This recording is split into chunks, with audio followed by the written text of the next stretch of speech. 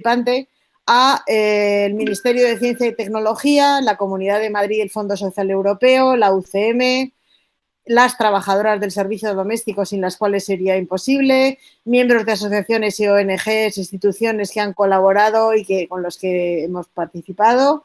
Y eso sería un agradecimiento sincero a todos estos intervinientes.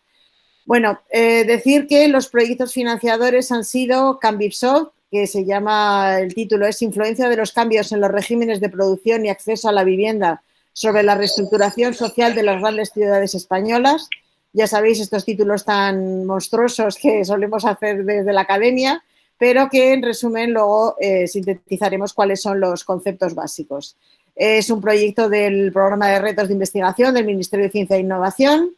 Y también esto tuvo sus antecedentes en otro proyecto que es la Vulnerabilidad, Participación y Ciudadanía, financiado por la Comunidad de Madrid y el Fondo Social Europeo, con el cual comenzamos toda esta andadura de la vulnerabilidad y los barrios vulnerables, sobre todo en el caso de Madrid, en comparación con otras ciudades, pero en el que nos focalizamos en Madrid.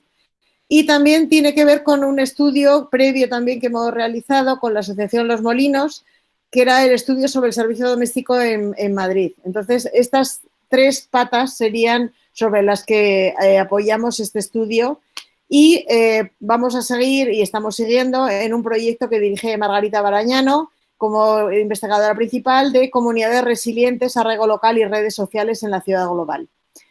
¿Qué tiene que ver todos estos puntos que hemos señalado? Bueno, pues principalmente en Cambipsoft estudiamos la vulnerabilidad residencial, considerando que la vivienda es el principal gasto que ocupa la economía doméstica de los hogares y las dificultades de acceso de distintos colectivos, principalmente hacia este bien, que es el principal, como digo, gasto de los hogares.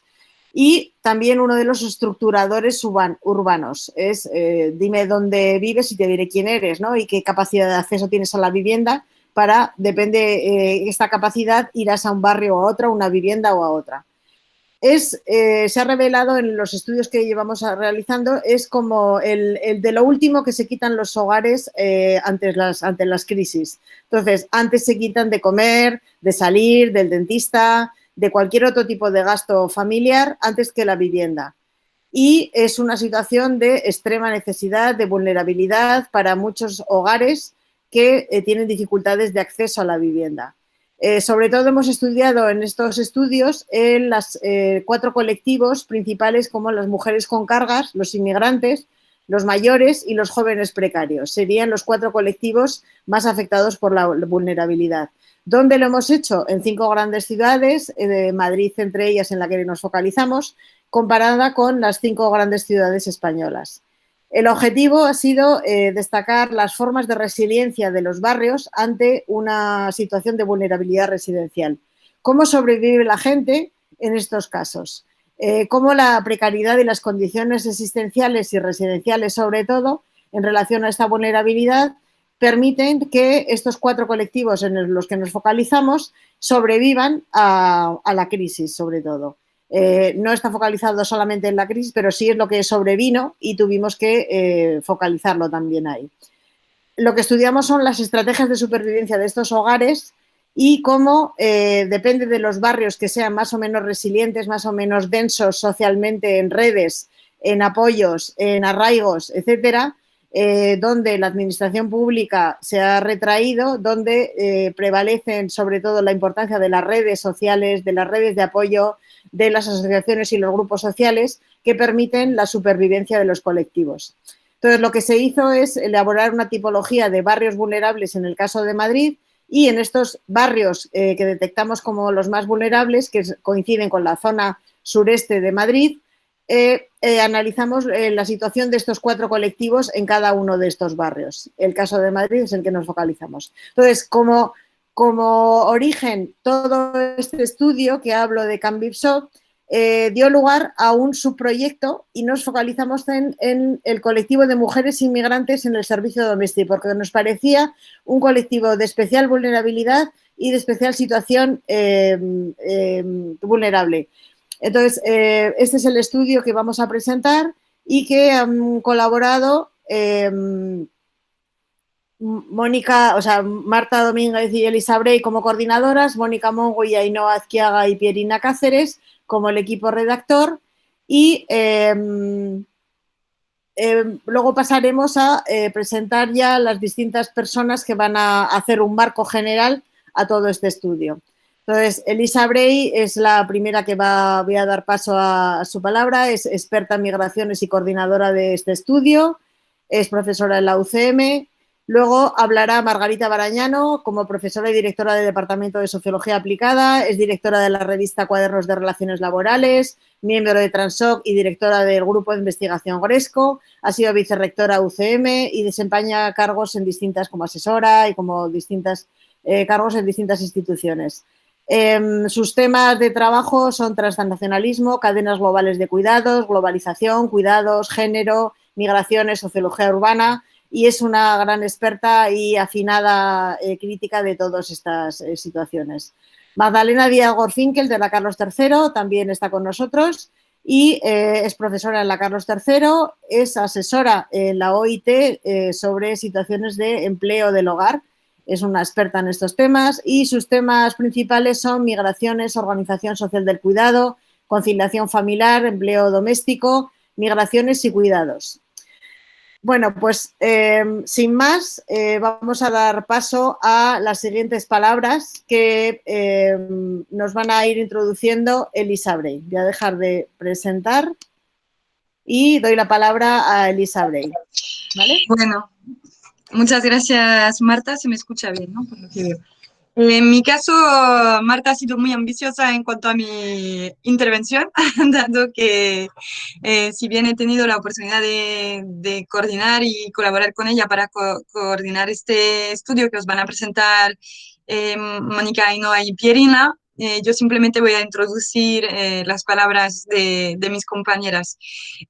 Sin más, primero le doy la palabra a Margarita Barañano Cid, directora del Departamento de Sociología Aplicada, para que nos pueda hacer su intervención sobre la ciudad de los cuidados.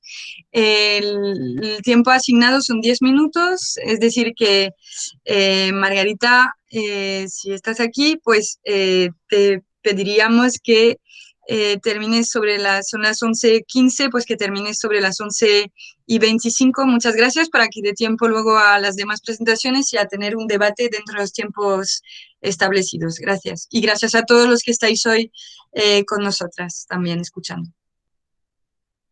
Margarita, la palabra es tuya.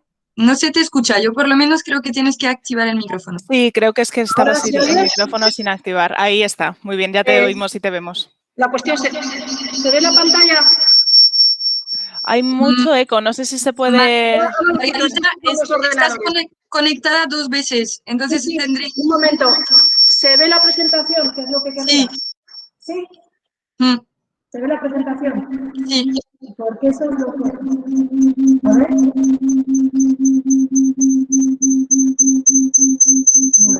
Quien sea, Ainhoa, si eres anfitriona, puedes... No, es Mónica, pero creo que puede sacar o silenciar alguno de ellos. Ahora se ha quitado ya, ¿no? Se ha quitado ya de... Sí, fenomenal, ahora sí. Vale, bueno, pues intento entonces ir más... Había quitado algunas cosas, pero intento ir más deprisa para no perder tiempo. Bueno, como es poco tiempo, por eso no doy las gracias de una forma más extensa, salvo decir que enhorabuena, que felicidades por anticipado, que me parece un trabajo muy interesante. Ya tuve ocasión de conocer el anterior y asistir al seminario, y ahora veo esta segunda parte y me parece tanto el tema como la forma en que se aborda en relación también con la vulnerabilidad y la vivienda, y el trabajo mismo, pues muy interesante. Así que enhorabuena a las personas que lo habéis dirigido y coordinado, enhorabuena a las personas que lo habéis hecho posible, y sin más, pues, y también muchas gracias por invitarme, colaboraré en lo que pueda. ¿Qué puedo aportar aquí? Pues yo creo que lo que puedo aportar en todo caso es lo que estamos trabajando también entre todas, ¿no? Que parte de este supuesto que creo que compartimos de la ciudad como espacio privilegiado de los cuidados, de la reproducción social, no solo como un espacio, podríamos decir, de la producción entendida como el trabajo ajeno a los cuidados, y también la ciudad como un espacio de múltiples comunidades, incluso con procesos continuos de recomunitarización, como ha podido pasar en el marco de la pandemia, que todo apunta a que, bueno, pues se han creado muchas más redes sociales para ser capaces de enfrentar, como decía antes Marta, esta crisis, ¿no? Esta segunda crisis muy unida a la anterior o superpuesta a la anterior que estamos viviendo. La ciudad, por tanto, no solo como una perspectiva de los individuos aislados, sino al contrario, una ciudad compuesta en gran medida por hogares, por redes de hogares, por redes comunitarias, por redes locales, que quizá han sido menos consideradas y que aquí yo creo queríamos vincular también con todo lo que tiene que ver con el trabajo doméstico y con esa satisfacción del bienestar y de la reproducción social en la vida cotidiana.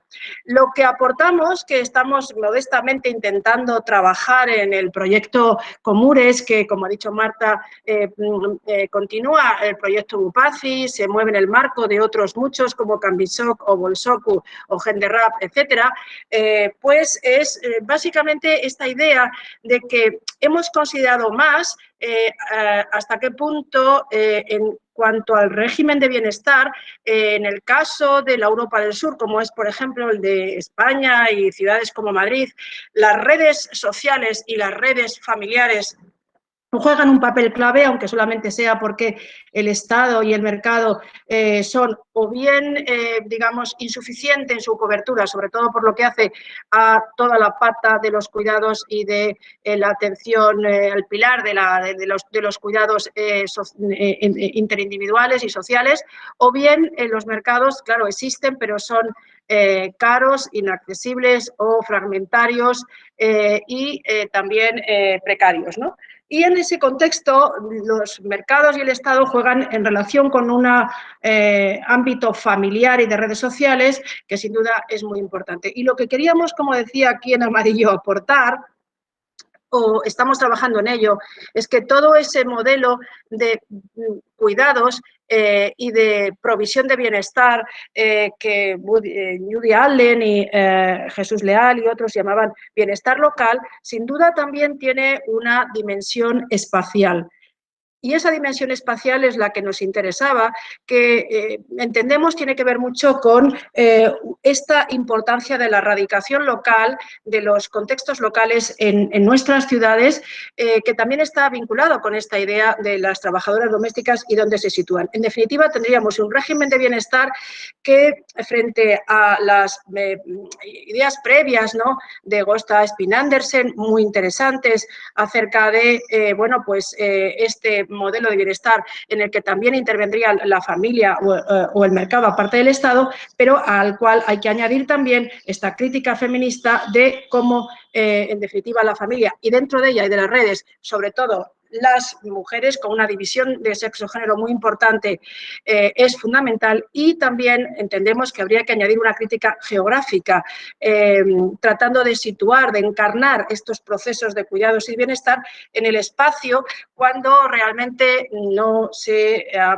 tenido tanto, digamos, acento o tanto interés en todo ello. Como decía, esto se sitúa en el marco de este proyecto, en este momento en concreto, Comures y de otro Genderrap, en el que trabajamos 3 grupos, Gresco, Gismat y Locus, y que continúan, como digo, pues el proyecto Bupaci, dirigido por Marta Domínguez y en el que han trabajado muchas de las personas que están aquí, o también Cambisok.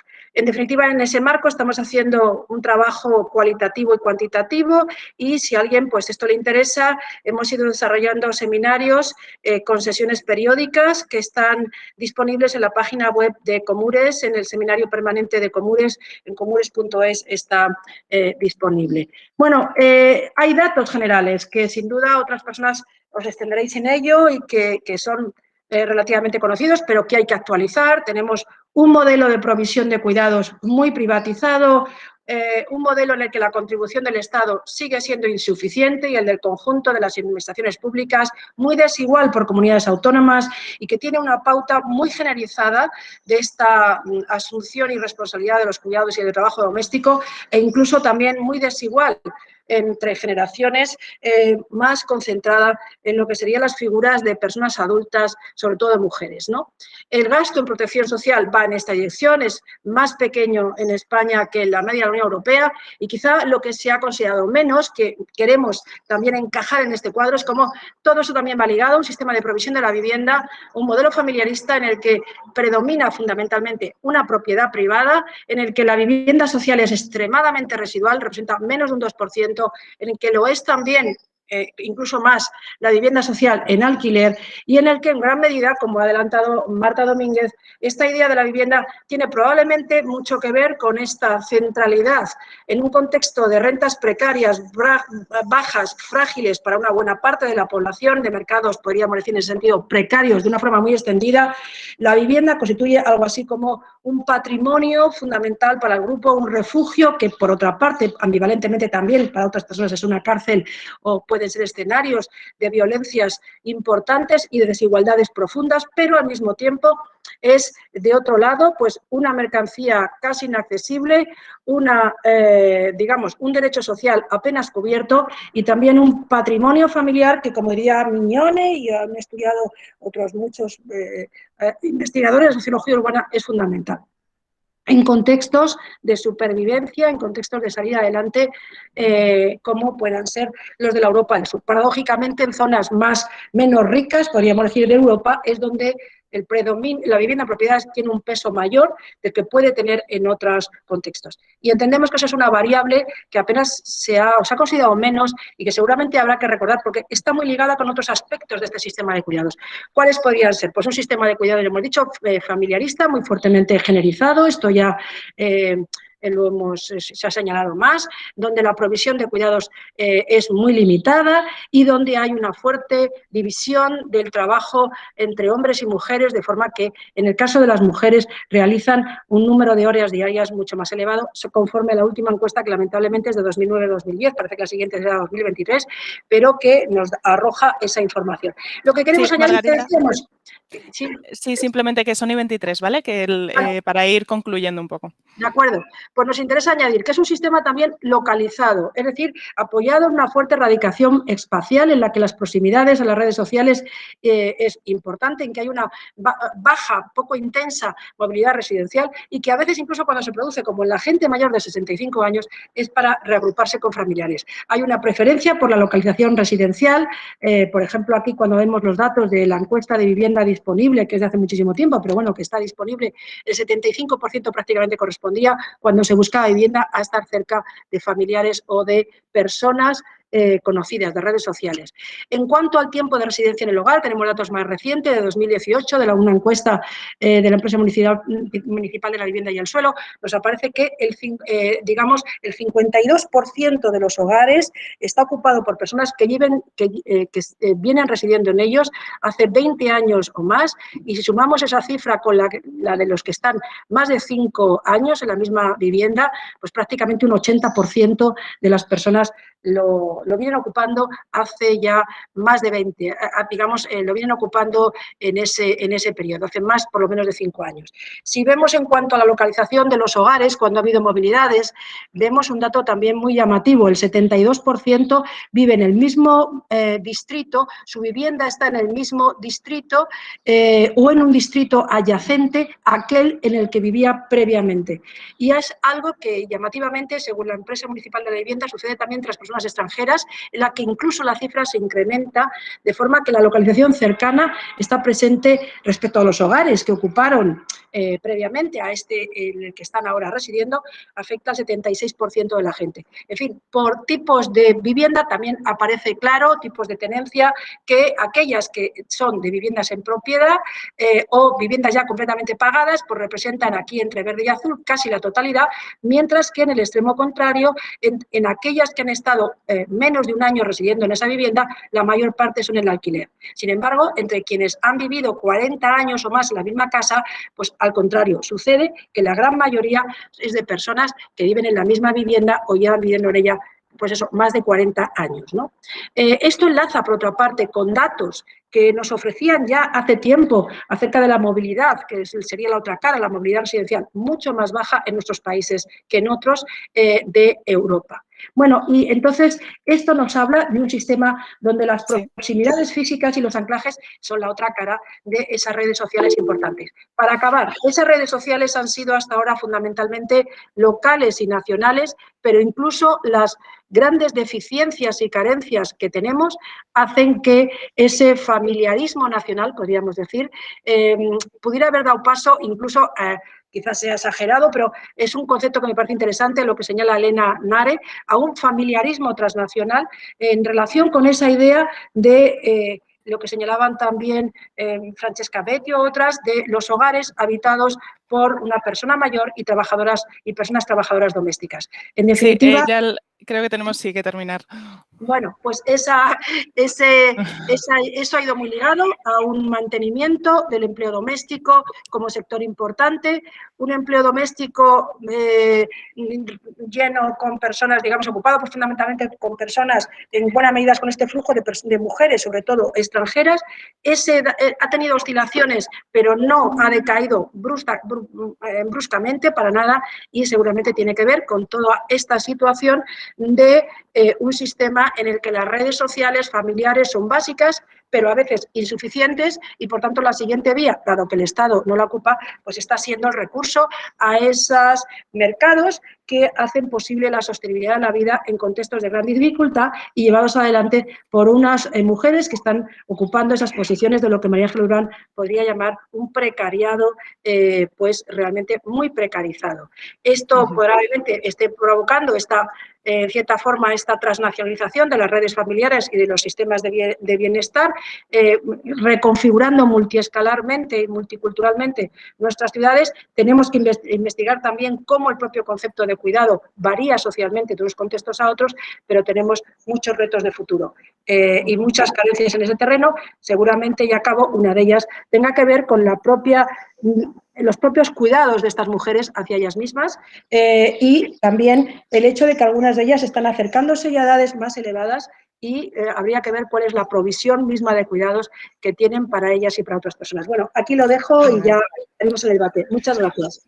Muchas gracias, Margarita. Bueno, ahora mismo vamos a dar la palabra a Magdalena Díaz Gonfinkel, que es doctora en Sociología por la Carlos III y ahora mismo profesora titular en dicha institución, y también es asesora sobre temas de trabajo doméstico en la Organización Internacional del Trabajo. Y nada, sin más, yo creo que podríamos empezar con tu intervención, Magdalena. Vale, pues muchísimas gracias, buenos días. Solo aclarar que ojalá fuese profesora titular, pero el sistema... vaya, pensaba pero que me alegra mucho que lo digáis porque así uno se siente un poco reconocida. Entonces, bueno, algún día será, simplemente para no tener más méritos de los que oficialmente constan, pero muchísimas gracias por la presentación. Pues, como decía, buenos días a todas. Estoy encantada de estar aquí, así que muchas gracias por invitarme y sobre todo por esta línea de trabajos y de investigaciones que venís haciendo, que se permanece a lo largo de los años y aporta muchísima información interesante para todos, así que espero que podáis seguir haciéndolo. Pues yo voy a ofrecer una mirada un poco complementaria a la de Margarita, obviamente, por eso es interesante, porque da esta visión integral, que en vez de estar centrado en la ciudad y en el espacio como eje de organización social, está centrado en el mercado de trabajo como el elemento fundamental que permite organizar las vidas de las personas y, en este caso, de las mujeres empleadas en el hogar. Pues todos sabemos, y lo hemos vivido en carne propia, de esta gran crisis sanitaria, económica, social que hemos vivido. Entonces, lo que nos planteamos es cómo va afectando a cada uno de los grupos y colectivos específicos que viven en las ciudades y, en este caso concreto, cómo afecta a estas mujeres.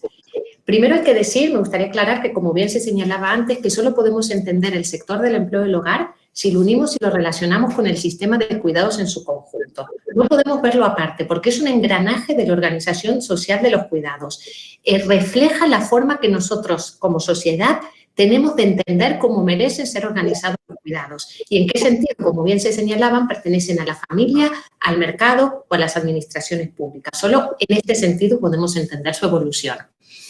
Esta crisis ha permitido, de alguna manera, poner sobre la mesa, explicitar la importancia de los cuidados en la sociedad. Es verdad que con sus más y sus menos, porque ha sido una forma más retórica, digamos, que real. Pero no tenemos que olvidarlo porque nos ha dado la oportunidad de poner estos temas más en la agenda política y en la agenda pública. Entonces nos ha dado una oportunidad de a ver si finalmente se puede reestructurar la sociedad de la manera en que muchas de nosotras venimos solicitándolo y luchando por ello hace mucho tiempo, una reorganización de la vida y de la sociedad.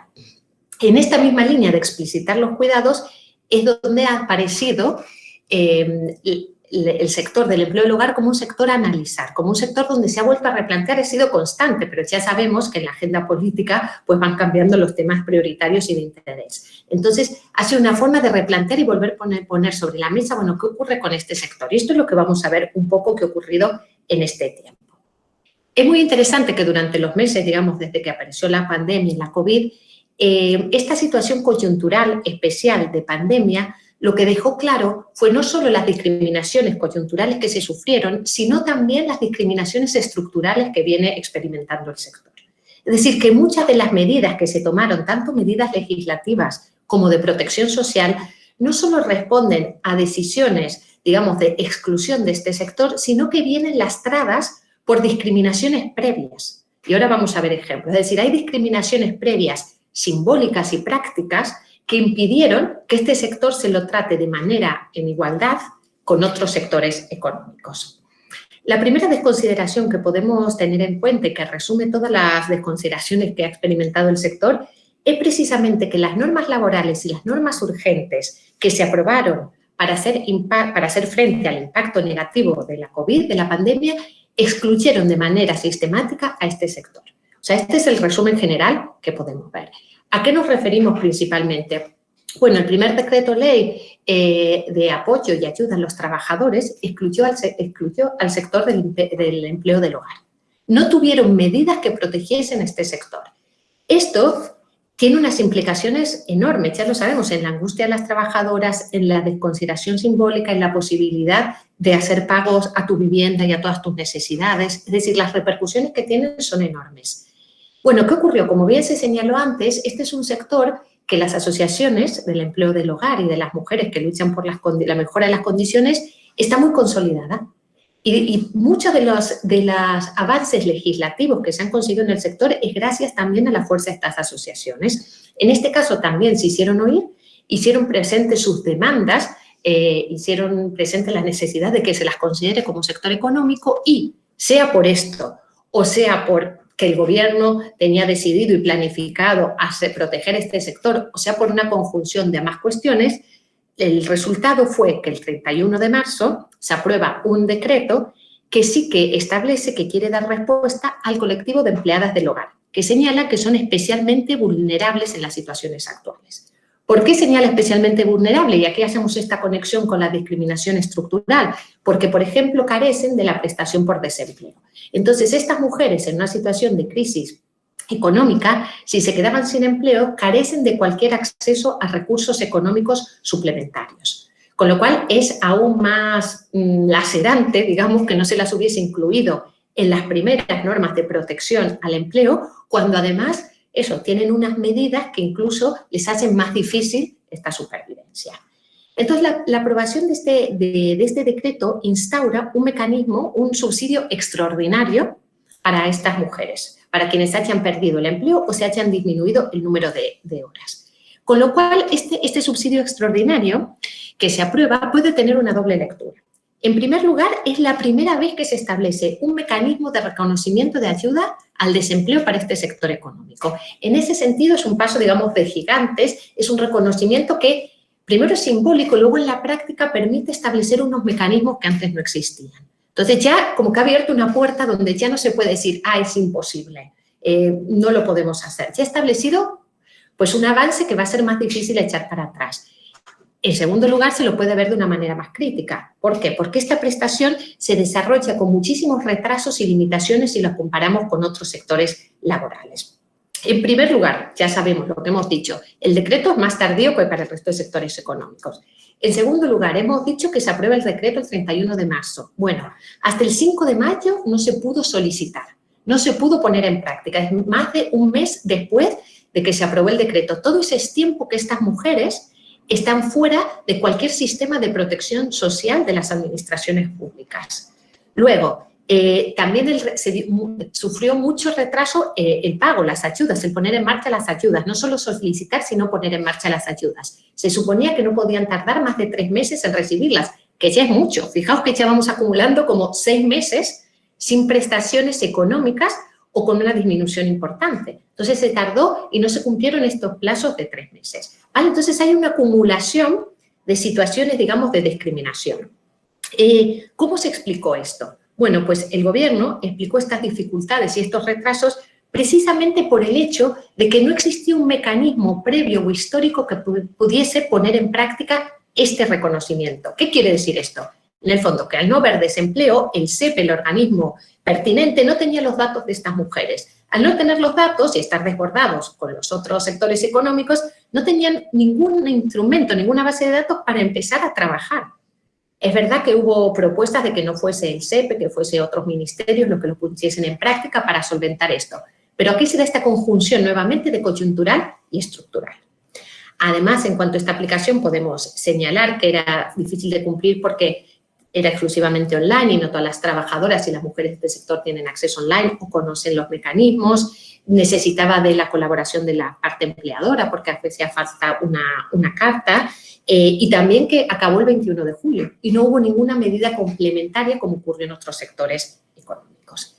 Además, y mención aparte, necesita el hecho de que el perfil de cobertura excluye explícitamente a la economía irregular y a las mujeres que estaban trabajando de manera irregular en el sector. ¿Qué ocurre? Sabemos y conocemos que el sector está estimado que tiene aproximadamente un 30% de trabajo en la informalidad, quiere decir, y suele ser el trabajo que se destruye con más facilidad, quiere decir que hay un porcentaje importante de estas mujeres que además quedaban fuera de cualquier mecanismo de protección social. ¿Vale? Esto es lo fundamental. También deberíamos aludir a las cuestiones sociosanitarias y a las cuestiones de la organización del tiempo. En cuanto a las condiciones sociosanitarias, claro, tenemos que pensar que el empleo del hogar y los cuidados como una parte del empleo del hogar, que no lo es todo, pero gran parte de los cuidados se realiza a través de la figura de la empleada de hogar. Esta actividad se realiza con un contacto físico y corporal muy grande. ¿Qué ocurrió? El miedo al contagio y al contacto físico fue lo permanente en las primeras etapas de esto. Entonces, ¿qué podía ocurrir? Uno, el despido, efectivamente, para evitar estas cuestiones de riesgo, o también hubo casos, aunque minoritarios en número, sí muy importantes cuanto a lo que significan, digamos, de obligatoriedad de confinarse con la familia empleadora. Sobre todo... Magdalena. Sí, por ir acabando, simplemente son las 11:38. Fenomenal, que me quedan 2 minutos. Fenomenal. Sí, un par de minutos. Fenomenal. Y entonces, pues para minimizar los riesgos, pues confinar a la cuidadora, sobre todo de mayores y sobre todo en caso de internas. Esto hay que nuevamente unirlo con la cuestión estructural de que esté excluido el sector de la Ley de Prevención de Riesgos Laborales, con lo cual no hay un hábito, digamos, de incluir, no hay una obligación de la parte empleadora de tener unas medidas de prevención y protección de las trabajadoras, a pesar de que está recomendado y se dice que tiene que hacer. Y lo último ya también es que esta situación de extrema necesidad de cuidados también impactó en estas mujeres, porque tuvieron menos disponibilidad de tiempo, porque tuvieron mayores dificultades económicas, porque muchas veces con la transnacionalidad que se mencionó tienen redes familiares y de apoyo menores. Para resumir todo, para terminar, es decir que esta crisis ha puesto en evidencia que los colectivos más frágiles, como el de empleadas del hogar, son los que sufren en mayor medida las consecuencias de situaciones extraordinarias, sobre todo, y quedan fuera de los mecanismos de ayuda de emergencia, sobre todo en contextos de escasez de instrumentos de protección social. Está probado que las consecuencias de la pandemia han sido mucho más fuertes en la población que ha sido socialmente más marginalizada y explotada.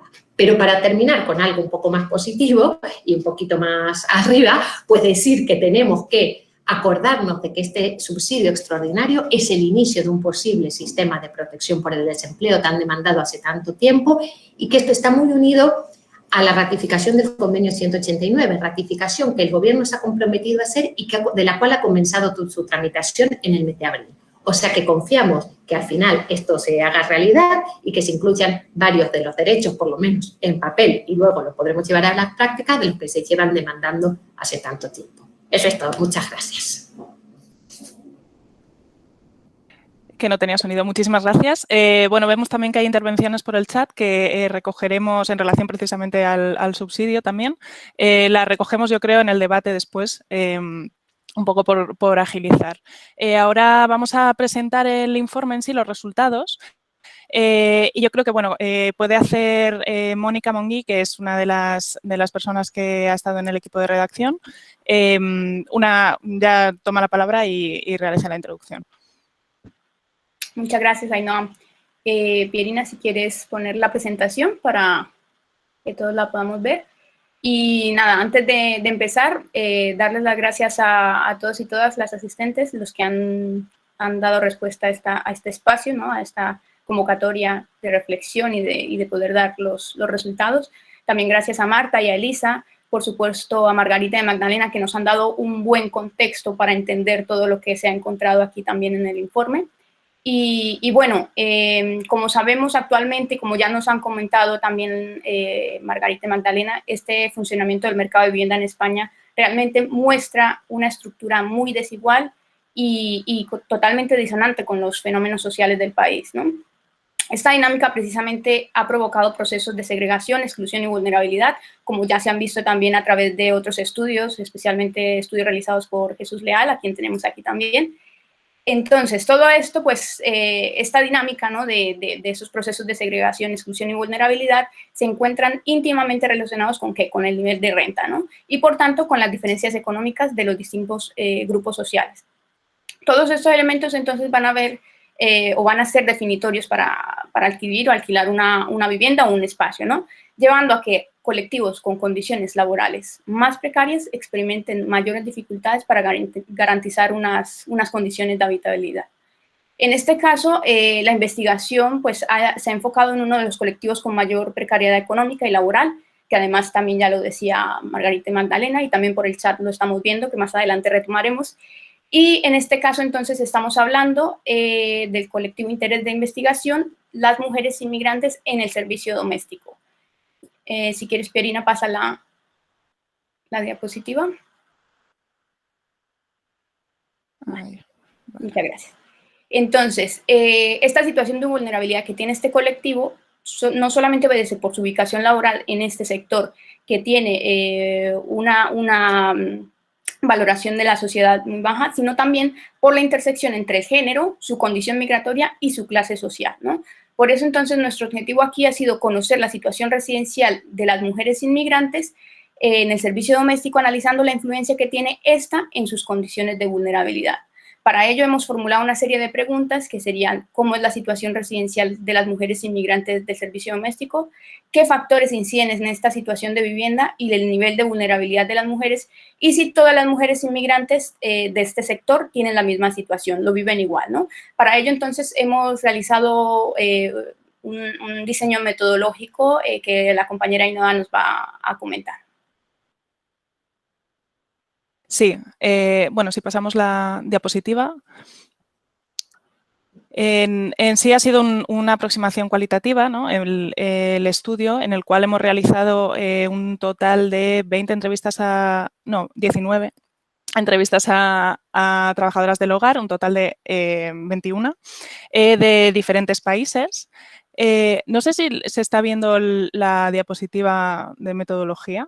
A mí no me sale, pero bueno. Ahora sí, vale, perfecto.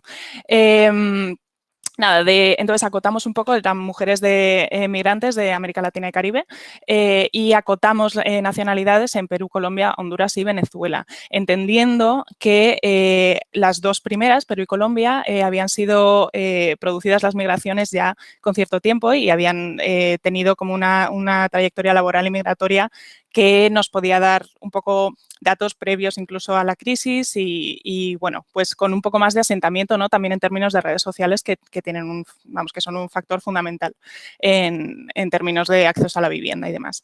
Y Honduras y Venezuela, que son dos países cuyas migraciones están siendo muy recientes, ¿no?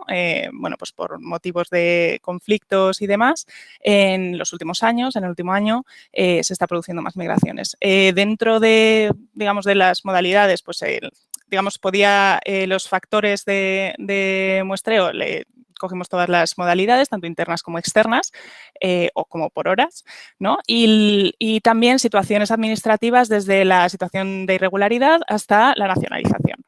El único, digamos, factor que estábamos buscando era que tuvieran al menos un año de experiencia, estuvieran o no empleadas actualmente, que tuvieran un año de experiencia en el sector del servicio doméstico. Y luego, dentro de esa variedad un poco de los perfiles, no siendo una variable, pero sí que tomamos 2016 como un punto de inflexión entre las migraciones más antiguas, teniendo en cuenta que había habido factores como la propia crisis y demás, y las posteriores a 2016, de tal forma que buscamos un poco de variedad dentro de todas estas cuestiones como de modalidades y demás y de antigüedad. Nada, entonces, además de estas entrevistas a mujeres migrantes, entrevistamos a 5 informantes clave de diferentes asociaciones del tercer sector, tanto generalistas como específicas de trabajadoras domésticas. Y después también una persona del ámbito académico, como para darnos también como cierto marco, ¿no? Y bueno, en relación después al análisis, lo realizamos un análisis cualitativo con el programa Atlas-T. Y si pasamos a la diapositiva de resultados, lo que pudimos ver, y así ya vemos un poco la estructura de lo que va a ser también la presentación de los resultados. ¿Pierina? Bueno, no sé. Que dentro de los resultados lo que vimos es que había una serie de casos más frecuentes, digamos, o sea, pudimos delimitar 3 categorías de análisis que eran producto en realidad de la interacción entre la situación residencial que estábamos observando en las mujeres y su situación de empleo, ¿no? Había una vinculación importante que hacía que pudiéramos delimitar como 3 grupos, que además venían vinculados a determinada situación de vulnerabilidad, o sea, a distintos grados de vulnerabilidad. Y nada, bueno, estas situaciones también, como podemos ver, están las personas internas, pero después hemos diferenciado entre aquellas que están en su unidad familiar, digamos que comparten con personas que son de su unidad familiar directa, entendiendo que comparten proyecto migratorio, comparten recursos económicos y demás, y entendíamos que eso influía directamente en la vulnerabilidad residencial, y personas que no comparten con su unidad familiar directa. Que sería, bueno, este segundo caso, ¿no? Y bueno, a continuación ya empezamos un poco con la explicación sobre las trabajadoras internas. Mónica. Creo que no hay sonido. Ahora sí, perdón. Vale, muchas gracias, Ainhoa. Pues sí, como veíamos estos tres categorías de análisis, entonces vamos a empezar por la primera, que sería las mujeres internas, entonces viendo como las características generales o específicas, generales y específicas que se ven en esta situación, ¿no? Y como primer dato que queríamos resaltar es que el servicio doméstico interno, esta modalidad interna, se va a percibir como la primera estrategia y oportunidad de acceso al empleo y la vivienda por parte de las mujeres, ¿no? Entonces, permitiendo así que desplegar como estrategias de ahorro en los primeros años de estancia especialmente, ¿no? En los primeros años de estancia en España. Luego también veíamos que esta estrategia se unía o se enlazaba a la rentabilidad económica de este trabajo, ¿no? El cual permite pues, que haya mayor ahorro en la vivienda y manutención, y lo cual queda traducido en el mayor envío mensual de remesas a su país de origen, ¿no? Todo esto queda enmarcado dentro de su figura como madre, hija o hermana con responsabilidades transnacionales, ¿no? Que es importante ver cómo quizás son todas las lógicas y cómo se desarrolla esta estrategia de acceso y empleo y vivienda, ¿no?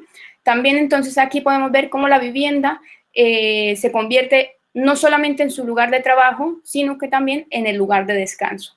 Se muestra, por tanto, una significativa vulnerabilidad al ser la vivienda reflejado, pues eso, como el lugar donde se desarrollan las labores cotidianas de su trabajo, pero también está condicionada a su lugar de descanso y, por tanto, a su hogar, ¿no? La vivienda, entonces, es un lugar donde conviven casi la totalidad de su tiempo y es en esta donde realizan las prácticas de la vida diaria, ¿no? Entonces, aquí, pues, vemos cómo la vivienda se muestra y se convierte en algo esencial para ellas. También, en esta misma lógica, ¿no?, de la vivienda ser tanto lugar de trabajo como lugar de descanso, podemos ver que existe un riesgo, ¿no? Esta estrategia de vivienda también muestra un considerable riesgo, pues quedarse sin empleo también no solamente va a significar quedarse sin unos ingresos económicos, sino también perder su vivienda. Podemos ver además aquí en la cita que hemos destacado vinculada a esta situación y como una de las mujeres, bueno, varias mujeres nos decían, pero hemos destacado esta cita que por tiempo quizás no lo voy a leer, pero está ahí para que podamos ver un poco y contextualizar la situación, ¿no? También esta estructura de vivienda y trabajo va a repercutir en los tiempos de descanso y los espacios para el mismo, ¿no? Por tanto, los espacios de descanso se van a difuminar entre las actividades que por esencia pertenecen a su labor. Entre los discursos que hallábamos de las mujeres entrevistadas, observábamos cómo el tiempo de descanso, quizás para muchas de ellas, se reducía a salir de la vivienda por motivos de ir a la compra, ir al médico o efectuar algún trámite administrativo, ¿no? Porque el estar en la vivienda al final genera estar siguiendo labores todavía de su trabajo. Entonces, salir a hacer algún trámite específico del médico o la compra, pues ya va a ser como su tiempo de descanso, ¿no? Luego, observábamos dentro de las condiciones de habitabilidad, pues cómo la proximidad habitacional va a establecer entre la empleada y la familia ciertas normas que marcan una separación de estatus dentro de la vivienda, ¿no? Se evidencia en este caso un uso y acondicionamiento de su espacio personal y de los espacios compartidos, ¿no? Entonces, igual, dentro de los discursos que observábamos, ¿no?, o que teníamos de las entrevistadas, nos dábamos cuenta que la habitabilidad de la vivienda no se encuentra acondicionada a las necesidades de ellas, sino que son estas últimas las que tienen que adaptarse al entorno que les ofrecen. Normalmente es una habitación o un espacio en el que era de algún familiar que ya no está y en el que están todas sus pertenencias y, por tanto, pues ella tiene que llegar ahí, pero sin tener ninguna apropiación, ¿no?, de ese espacio, y quizás el armario sea el único espacio más personal, ¿no? Entonces, aquí igual destacábamos esta cita de otra de las entrevistadas en las que nos da cuenta de esta situación, ¿no? Esta ausencia, entonces, de espacio propio en la vivienda en la que se trabaja también lleva a tener una limitación de accesos a servicios de la vivienda. Entonces, es habitual era habitual en el trabajo de campo que se realizó, encontrar empleadas que costeaban su propio servicio de Internet por medio de los datos telefónicos, pues en la vivienda no tenía quizás acceso. También la televisión era un servicio del que no contaban, ¿no? Y en especial lo que remarcaban era el servicio de Internet, porque este es el único medio quizás por el que puedan tener comunicación con sus familias en origen o aquí mismo, ¿no? Que, como vamos a ver, además la limitación de lo que es los espacios sociales, pues es muy reducido, ¿no?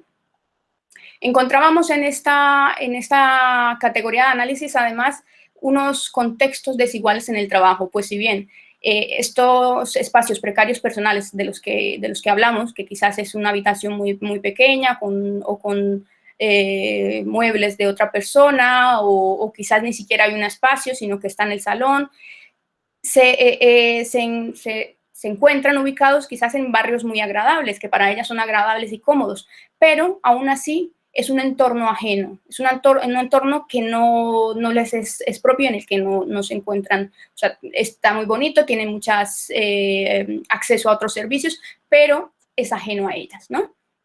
Y también, además, en el caso de las mujeres internas que contaban con algún lugar para los fines de semana, se veía una ambigüedad de espacios, ¿no? Entonces, por un lado, contaban con un espacio de mejores condiciones, que volvemos a decir entre comillas, ¿no? Donde pasan la mayor parte de su tiempo, aunque esté asociado siempre al trabajo y a las personas ajenas a su círculo íntimo, y por otro mantienen sus pertenencias y redes familiares y afectivas en un espacio al que asocian con el descanso, pero que están con peores características y a menudo sufren menos derechos de disfrute de los recursos del piso, y también las normas de convivencia son muchísimo más fuertes, ¿no? Entonces, es esa ambigüedad entre un espacio que es ajeno, pero que es bonito, y un espacio en el que tiene sus relaciones afectivas, pero que lo encuentran con peores características, precisamente porque es lo que bajo sus condiciones laborales pueden, o dentro de sus condiciones de salario pueden acceder, ¿no?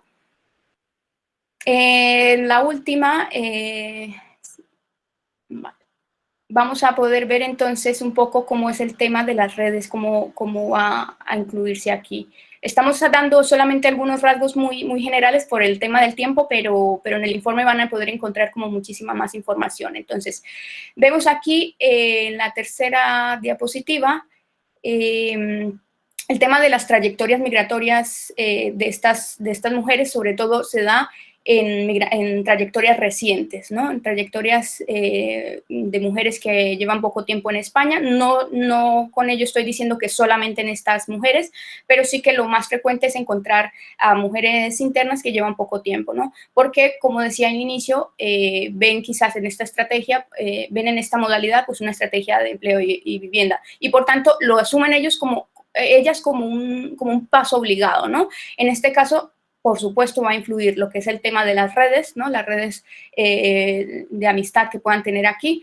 Y, por supuesto, algo muy importante que va a ceñir todo esto es la situación administrativa, ¿no? En este caso vemos igual, a ver si nos puede pasar la diapositiva, que creo que se está tardando un pelín, pero son temas igual siempre de la conectividad. Pero bueno, voy igual haciendo la exposición, ¿no? Entonces, para ellas creo que lo más, siempre en las entrevistas lo que decían era que lo más fácil, ¿no? Sin tener papeles era entrar dentro del servicio doméstico interno, ¿no? Entonces, precisamente por sus estrategias, tanto económicas y familiares y laborales, van a estar mediadas por las normas jurídicas de la ley de extranjería, así como las normas propias del servicio doméstico, ¿no? Y una de las características fuertes es la opacidad que existe en este espacio, ¿no? En este espacio que al final se desarrolla en un entorno cerrado y privado, donde pues las condiciones laborales pues pueden estar muy laxas, ¿no? Este espacio también cerrado y privado sí que les va a llevar algunas oportunidades o que lo ven ellas como oportunidad, porque en este espacio muchas veces ellas ven como un refugio, un espacio de seguridad frente a los controles policiales que pueden hacer para las personas inmigrantes, ¿no? Y por otro lado, a posteriori pueden desplegar estrategias de regularización administrativa, ¿no?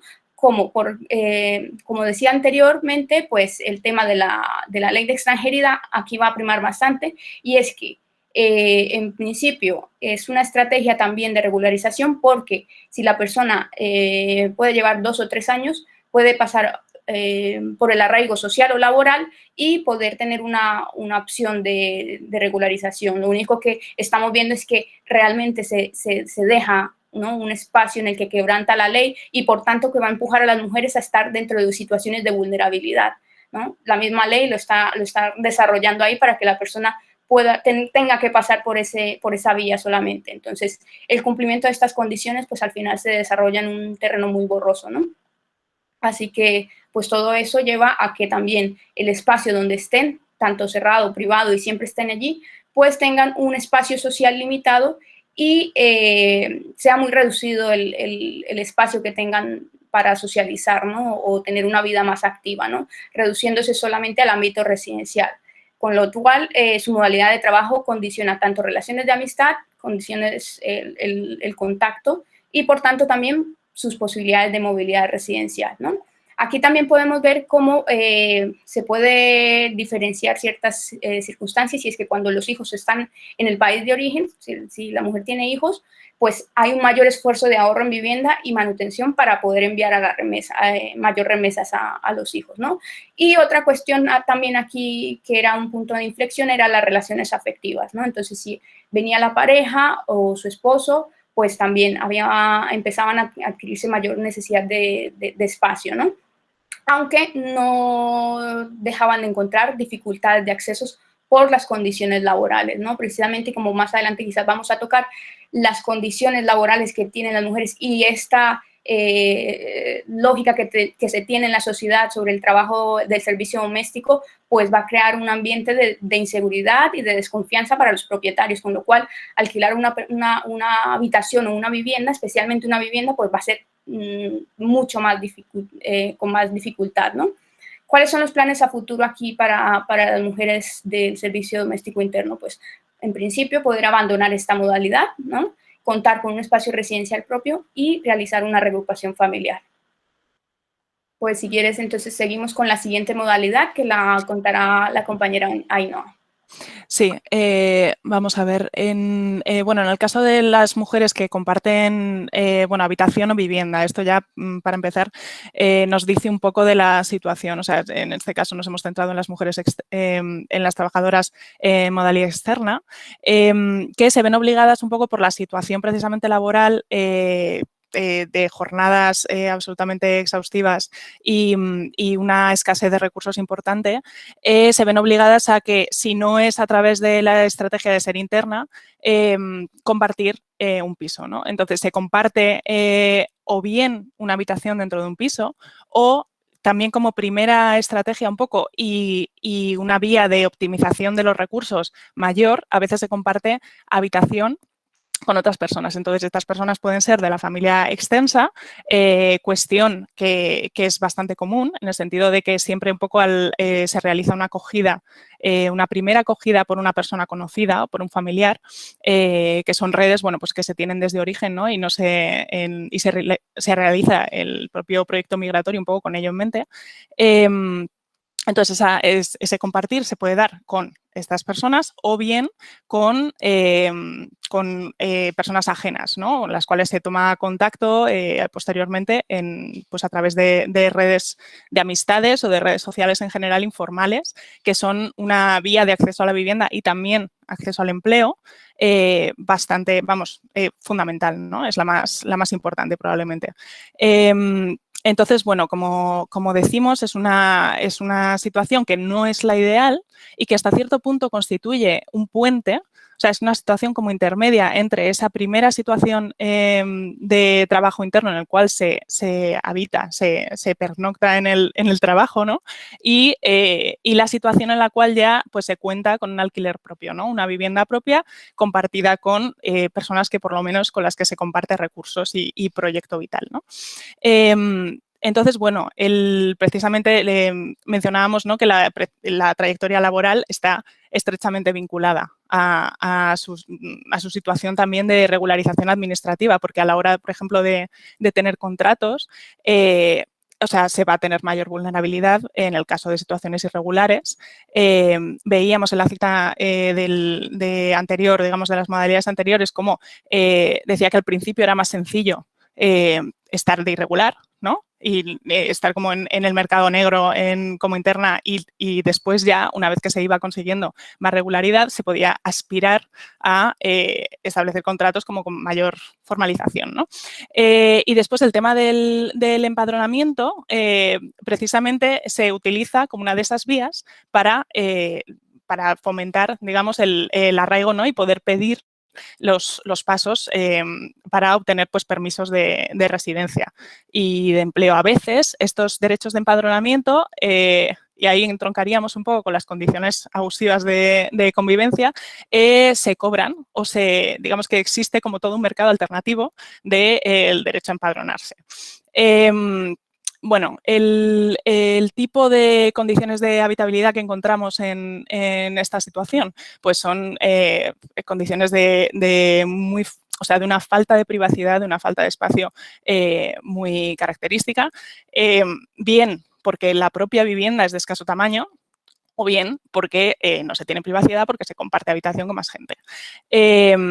Y este compartir habitación muchas veces se traduce en unas condiciones de hacinamiento total en las cuales se convive pues hasta 7 personas, ¿no? O sea, hemos visto en la propia cita que hemos destacado que dice en mi habitación mínimo 7.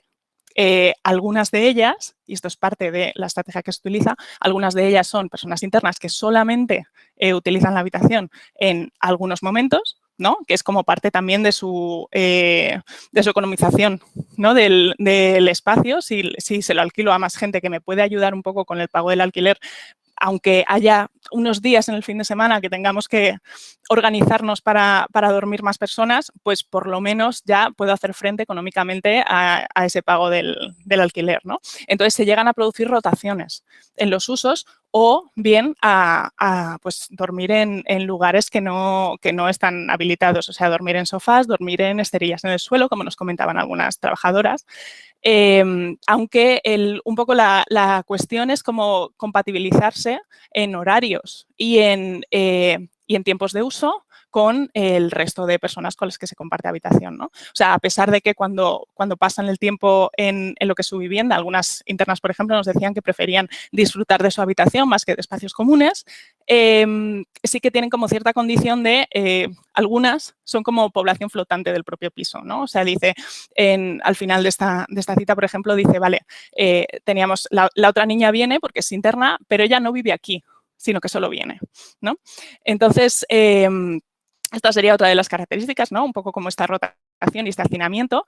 Y también la elección un poco de la ubicación, en realidad son más céntricas que, por ejemplo, las que veremos a continuación, ¿no? Porque se da primero, está condicionado primero si se produce una acogida por parte de un familiar o por un conocido, se va a su casa esté donde esté.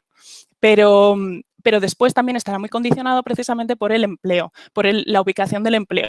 Y en este caso, con las mujeres externas también se dan situaciones de pluriempleo. Entonces, tendrán que optimizar los viajes de uno a otro lugar, ¿no? Para el escaso tiempo del que disponen poder aprovecharlo de alguna forma, ¿no? Y por último, se me ha olvidado decir que pasemos la diapositiva, a lo mejor estábamos, pero bueno, sí, la tercera. Entonces, las condiciones un poco psicológicas a las que se ven, digamos, sometidas, son condiciones bastante malas por la falta de privacidad, pero también por las condiciones de convivencia en los propios pisos, que muchas veces pues, se producen imposición de normas que hacen que a determinadas horas no se pueda utilizar determinados servicios del piso, que no se puedan utilizar determinados espacios, que digamos que haya personas, por ejemplo, si una mujer está con su descendencia, ¿no? Sus hijos a lo mejor no pueden estar saliendo al resto del piso o no pueden utilizar la lavadora en determinado momento o la cocina. Entonces, la convivencia es uno de los temas que en esta modalidad concreta del compartir piso se da como más, como una condición de malestar psicológico más fuerte. ¿Qué va a ocurrir? O sea, frente a esto quizá la estrategia es apoyarse en la familia externa y los amigos. Es decir, frente a compartir piso con unas condiciones privativas bastante duras, frente a compartirlo con personas ajenas, se apoya uno también en la familia extensa que tiene para encontrar una ligera aproximación a la intimidad o al confort, ¿no? De alguna forma.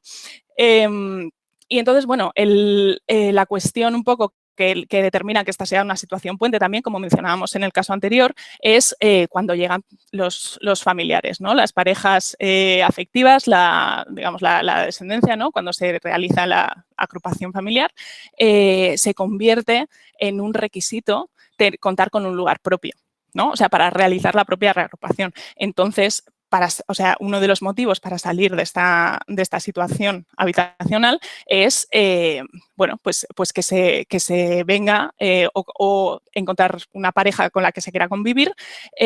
También porque, como nos mencionaba, ¿no? En esta cita, pero vamos, lo mencionaban bastantes trabajadoras, que digamos que cuando tienes pareja, a los hombres no les gusta vivir así como con mucha gente, ¿no? No les gusta esa carencia de intimidad. Entonces, y bueno, por supuesto, forma parte de su proyecto migratorio el traer a los hijos y darles mejores condiciones de vida, ¿no? Digamos, como una proyección a futuro. Y entonces, nada, esto sería como el paso a la tenencia de una vivienda digamos, en su unidad familiar, que nos va a explicar Pierina a continuación.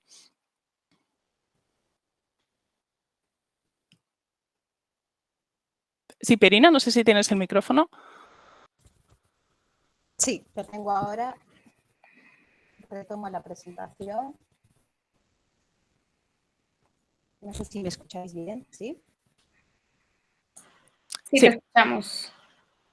Vale, gracias Ainhoa por darme el pase.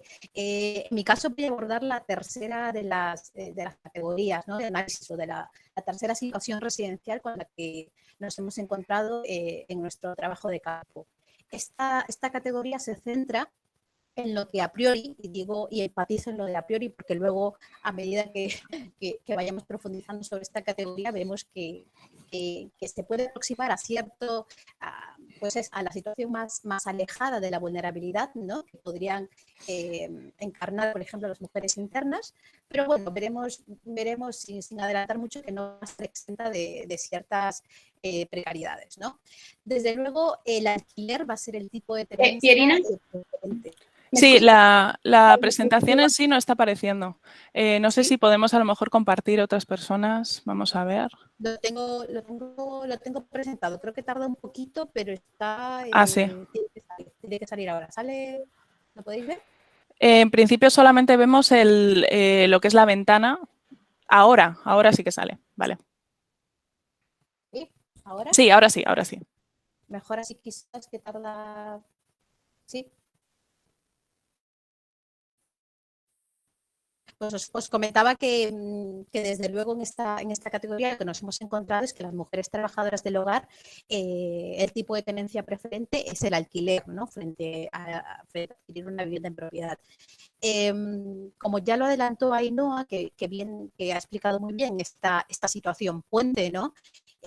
Algo que remarca mucho y que remarca este paso de compartir una vivienda a la necesidad de adquirir una que solo sea disfrutada por su núcleo familiar, es esta necesidad, ¿no? De este requisito que se exige cuando se inician los procesos de reagrupación familiar, ¿no? De poseer una vivienda para cuando se reagrupe a los hijos o incluso a ascendientes o a la propia pareja que puede permanecer en el país de origen. Esto, claro, en el caso de mujeres que tienen, ¿no? que tienen pareja e hijos menores a su cargo. En el caso de mujeres solas, que también nos hemos encontrado, está más relacionado con el tiempo de permanencia en España, es decir, a más tiempo en España, el deseo de independencia, de poseer un espacio propio, se va haciendo cada vez un deseo más imperioso. Entonces, bueno, en este caso, en el caso de mujeres solas, también aparece este deseo, pero está más relacionado al tiempo de permanencia en España. ¿Qué de característico tiene esto? Es que sin duda va a ser la forma en la que se obtiene por fin privacidad, ¿no? Y por fin se va a poder disfrutar de todos los espacios de la vivienda, ¿no? Ya no van a haber esas limitaciones que comentaba Ainhoa, como sucedía en la anterior categoría. Claro, con esto podemos pensar que puede ser como la categoría donde ya hemos dejado atrás la vulnerabilidad, pero no. Si hacemos nos adentramos a la trayectoria previa de las trabajadoras, nos encontramos con altos y bajos, ¿no? De hecho, algunas, las que tienen más tiempo de permanencia en España, comentan, ¿no? Que en el pasado tuvieron algunas pocas, no muchas, viviendas en propiedad, ¿no? Y que luego, por la imposibilidad del pago de hipoteca relacionado con su situación de precariedad laboral, pues tuvieron que ser devueltas, ¿no? Todo esto en el contexto de la crisis de la crisis del año 2008, ¿no? La crisis económica. Entonces, bueno, podemos ver que el alquiler es ahora como la tendencia preferente, pero esto no nos debe impedir que pensemos que hay casos en los que se pudo conseguir en cierto momento esta vivienda en propiedad, ¿no? Actualmente, y teniendo en cuenta el paraguas en el que ahora debemos ver todo, ¿no? Que es el prisma de una pandemia y de una crisis sociosanitaria, todas coinciden en que que es imposible adquirir una vivienda por las condiciones abusivas que ahora mismo están presentes dentro del mercado libre, ¿no? Entonces, bueno, se retoman ideas como aquí no me voy a poder comprar una casa, pero bueno, quizás me puedo comprar una casa en origen, ¿no? Una vivienda en origen, ¿no? Aparecen estas ideas. Voy a pasar la diapositiva a ver si ahora sí lo conseguimos. No sé si puedes ver la siguiente ya. En esta segunda parte de lo que quiero hablar es un poco de cómo sucede este acceso. No sé si lo estáis Todavía viendo. no se ha pasado. Vale. Todavía estamos en la 1.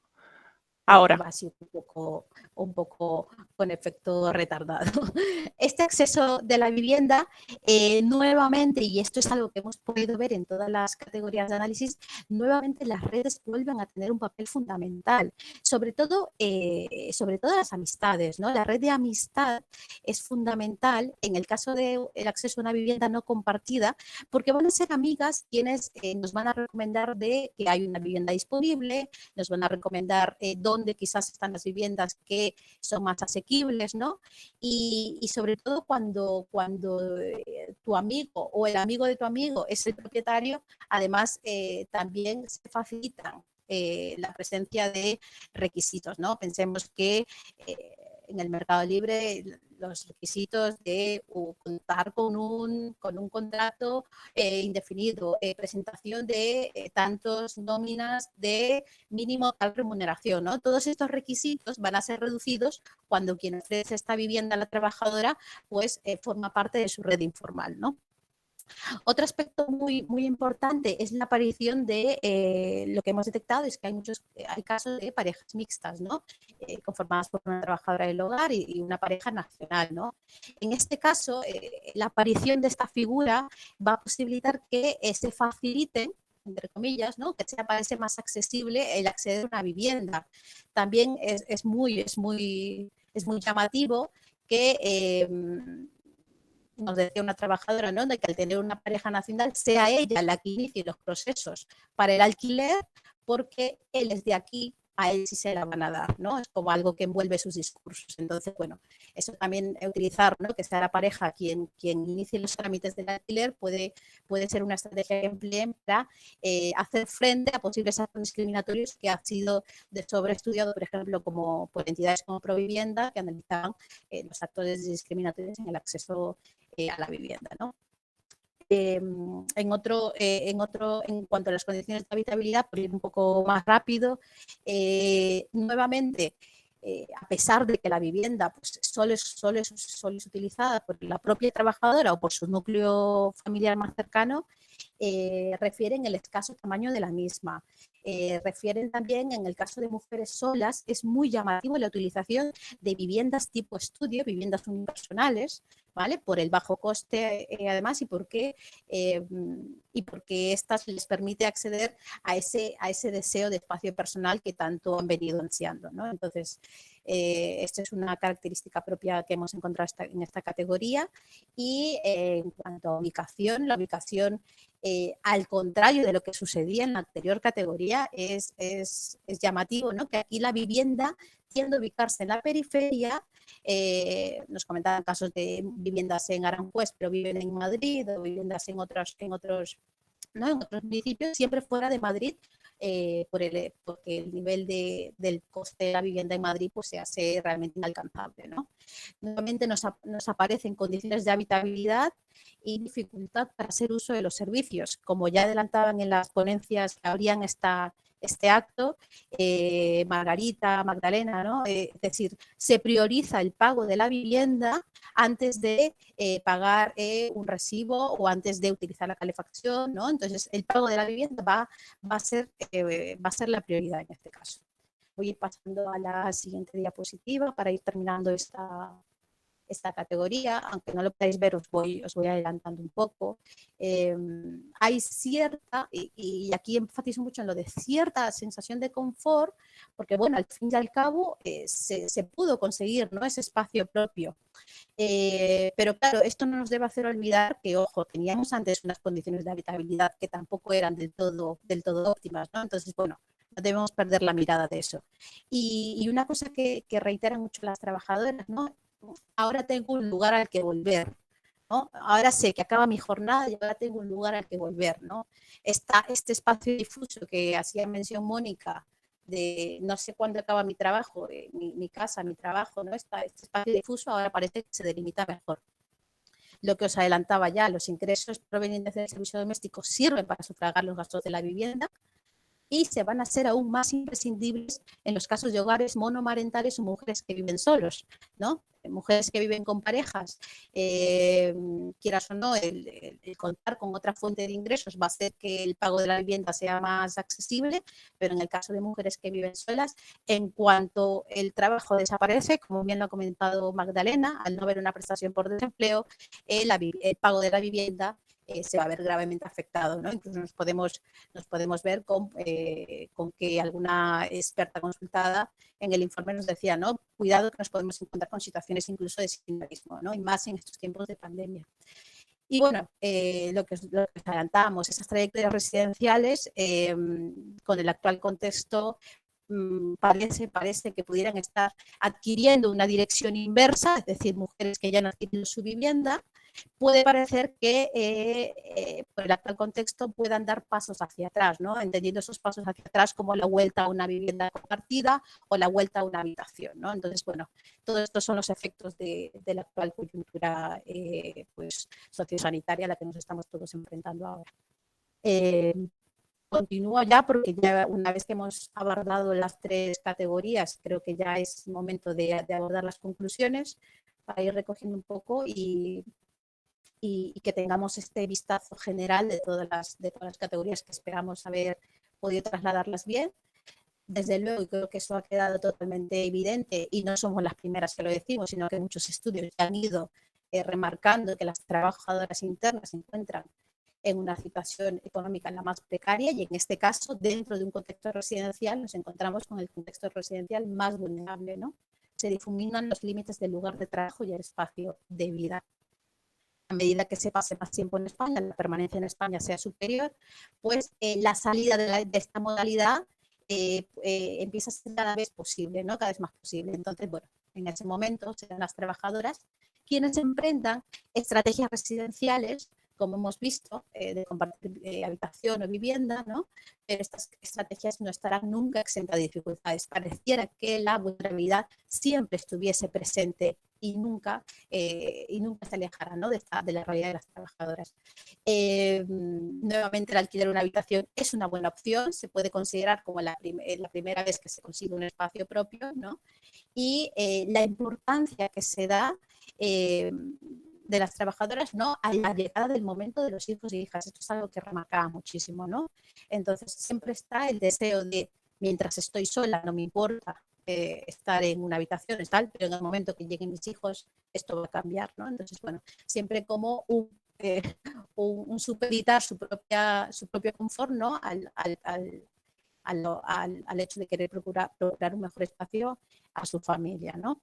A pesar de que, a sabiendas de que el trabajo es un trabajo precario, que los salarios incluso a veces no llegan al mínimo interprofesional y que el mantenimiento y la adecuación de la vivienda van a estar cogidos con hilos, por decirlo de una manera, porque se van a ver supeditados a esa fuente de ingresos, ¿no? Y finalmente, bueno, nos queda muy poquito para terminar, pero queríamos hacer un cuadro que recogiera y que os permitiera visualizar a todos los que estáis aquí y a todas las que estáis aquí estas tres categorías, ¿no?, para remarcarlas y para que veáis lo que hemos detectado y trasladaros esta idea de una de las otras grandes conclusiones de este estudio, que es que cada una de ellas va a entrañar riesgos y oportunidades a la vez, con lo cual la ambigüedad de estas situaciones, ¿no?, nos hace poner en relevancia otra vez que no están exentos de riesgos, pero que a la vez las mujeres tienen que valorar y sopesar las oportunidades que entraña cada uno para decidir pasar de una situación a otra, ¿no? Luego ahí no va a rematar esto, pero yo os lanzo esto. No sé si estáis viendo el cuadro. En el cuadro sí, que se ve. Gracias, Aina, por confirmármelo. En el cuadro vais a poder ver cómo en la primera categoría de la que hablaba Mónica al inicio, esta ausencia de privacidad, esta escasez de no tener espacio propio, estas restricciones a los espacios de la vivienda, remarcar que tiene el empleador de este es mi espacio, esta es mi casa y tú solo tienes este pequeño espacio, ¿no? Lo van a tener que sopesar con otras oportunidades, como son la capacidad de ahorro, la capacidad de envío de remesas, ¿no? Y también la capacidad que tiene esta modalidad para que puedan refugiarse en ella, refugiarse entre comillas, mujeres que están en situación administrativa irregular, hasta poder conseguir la posibilidad de regularizar su situación a través de figuras como el arraigo, por ejemplo, ¿no? La segunda, las trabajadoras externas que comparten habitación y o vivienda. Nuevamente, los riesgos, esta difícil utilización, este difícil compartir estos espacios comunes, se van a sopesar frente a oportunidades como son de por fin tengo un primer espacio propio y bueno, me permite ahorrar, ¿no? Entonces, bueno, el pago de una habitación me permite ahorrar. Y luego, por último, la tercera categoría, que es de la que os acabo de hablar ahora mismo, los riesgos que entraña y que ahora mismo pueden ser extendibles a otros grupos sociales, es que los requisitos, las trabas del mercado del alquiler para las trabajadoras del hogar se vuelven aún todavía más difíciles de conseguir, ¿no? La constante sensación de no voy a ser capaz de pagar la vivienda, ¿no? En cuanto me echen del trabajo, quizás no voy a poder pagar la vivienda, ¿no? Esto, como contraparte, tiene que por fin se obtiene privacidad y que por fin puedo disfrutar de una vivienda a la que ya puedo considerar hogar, ¿no? Cosa que no sucedía al inicio. Y con esto ya vamos a ir acabando. Quiero dar paso a mi compañera Ainhoa para que termine de rematar lo que hemos abordado en estas conclusiones. Sí, bueno, pues volviendo un poco a esto que habíamos planteado al principio, ¿no? De estas tres situaciones que se nos habían dado como más, o sea, como tipos ideales hasta cierto punto dentro de lo que habíamos encontrado un poco en nuestra muestra, lo que vemos es que existe en realidad vulnerabilidad que se podría, digamos, delimitar desde el servicio doméstico interno hasta el servicio externo, pero no compartiendo con otras unidades familiares, es decir, una casa alquilada con tu propia familia inmediata, ¿no? Sin embargo, las trayectorias de las que hemos hablado también un poco en el paso y los motivos para pasar de un tipo de situación a otra no son lineales, no son trayectorias lineales porque dependen de muchos factores y eso también conforma de alguna manera una característica de lo que es la vulnerabilidad de las trabajadoras porque dependen mucho de situaciones externas, de factores que son tanto estructurales como coyunturales, que pueden hacer que su situación un poco se tambalee en un momento dado, que a lo mejor hayan pasado a tener una habitación y por algún motivo tengan que volver a recurrir a ser internas y a vivir en su trabajo o que hayan accedido con la familia a una casa propia y, sin embargo, en un momento dado no hayan podido hacer frente económicamente a su pago y entonces hayan tenido como otra vez que recurrir a compartir con otras personas o bien, que esto es un caso que también observamos, o alquilar a personas ajenas dentro de lo que era su alquiler, digamos, su tenencia personal, ¿no?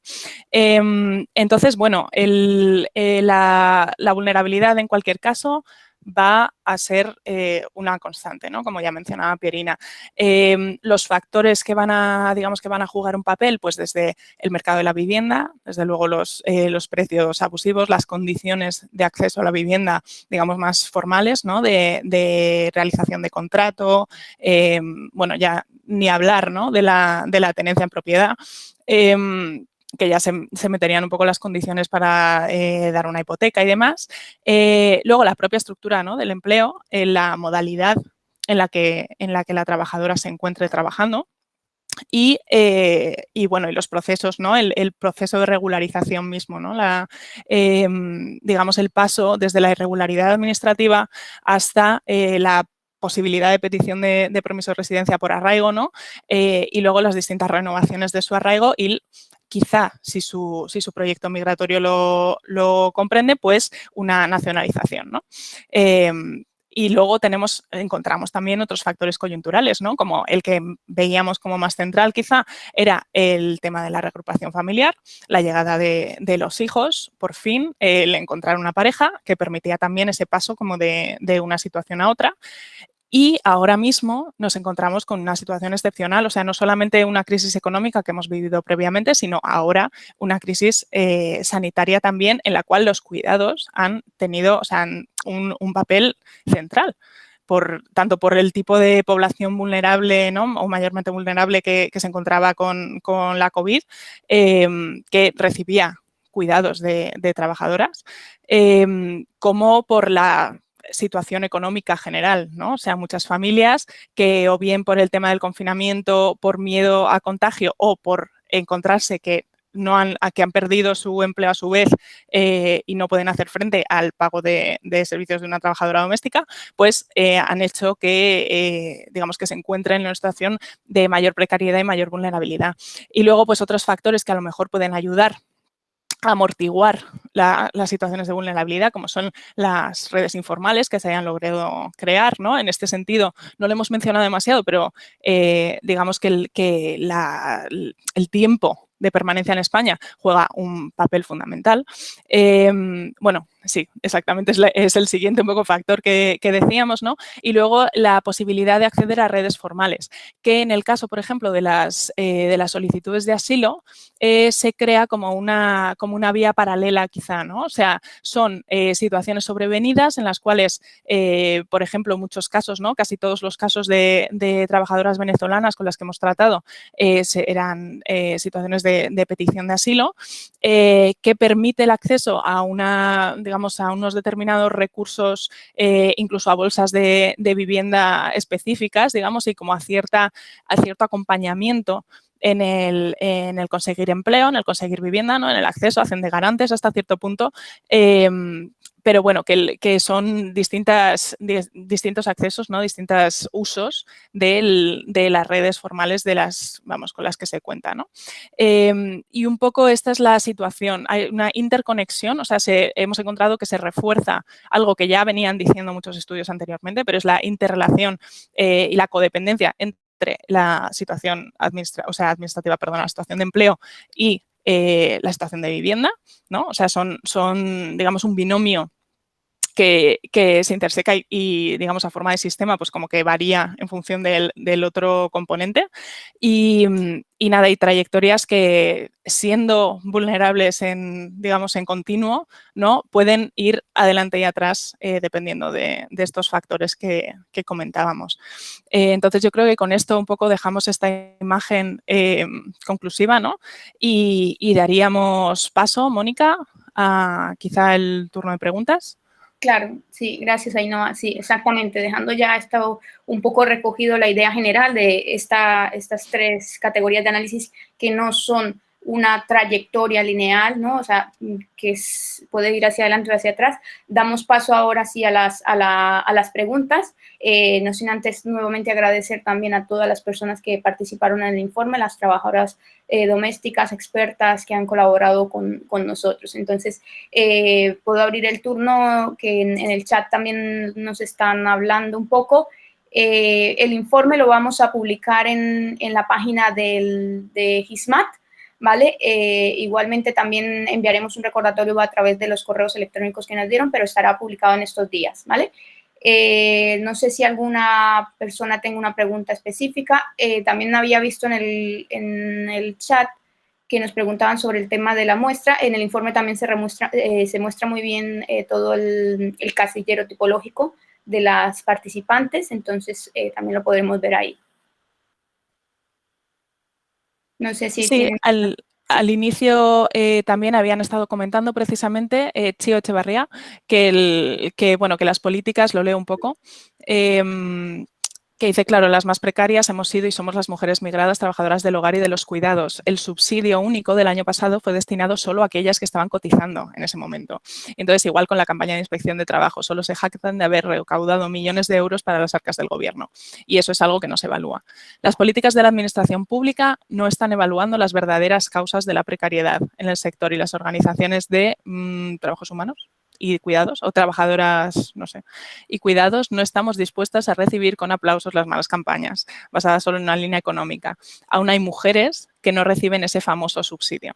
Entonces, lo que vemos aquí en realidad, bueno, es el tema de precisamente las situaciones de irregularidad, cómo conforman la dificultad, ¿no?, de acceder a cualquier, digamos, facilidad administrativa que se pueda poner, ¿no? O sea, hay cualquier amortiguación económica de la situación.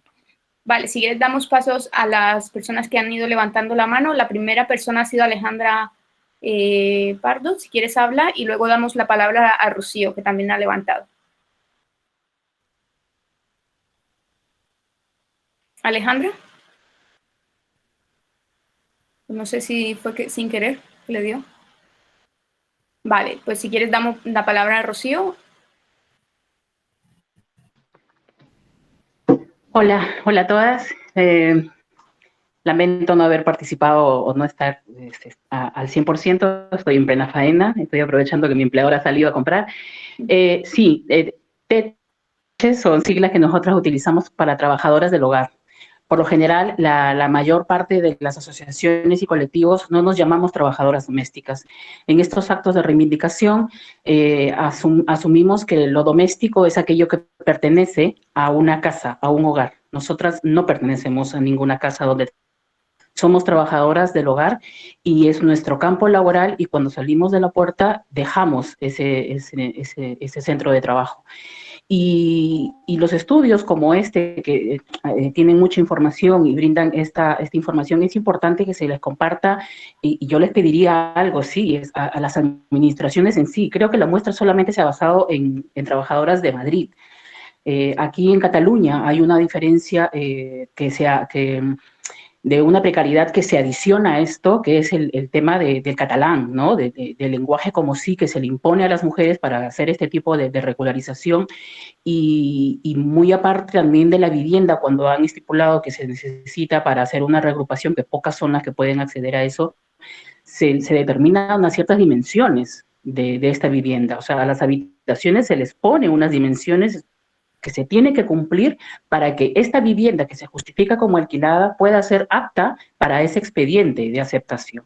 Entonces es algo también que es bueno considerar, porque se va reflejando todas estas trabas que se están imponiendo, ¿no?